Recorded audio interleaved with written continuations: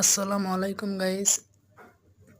এই দেখতেছেন ব্রিজটা, এটা কিন্তু ফিনশির এই সাইডে এই যে উত্তরগড়ে যাওয়া যায়। জায়গাটা কিন্তু ভালো লাগছে, একদম নতুন ব্রিজ বানাইছে, খুবই ভালো লাগছে। কারণ নদীর সাইড দিয়ে ব্রিজ, খুব ভালো লাগা দৃশ্য। দেন কত সাবা জায়গা গড়ে, এই যে ব্রিজে দেখতে পারতেছেন নদীর মাঝখান দিয়ে, এটা কিন্তু উত্তরগড়ে যায় না, কিন্তু ব্রিজ বানাইতেছে। তো খুব ভালো লাগা কিন্তু দৃশ্য, এই জায়গাটা বহুত ভালো লাগে একদম। বিকালবেলা কিন্তু কিনা আড্ডা সাড্ডা মারা যাব, আর বিকালবেলা বয়ে থাকলে খুব ভালো লাগে।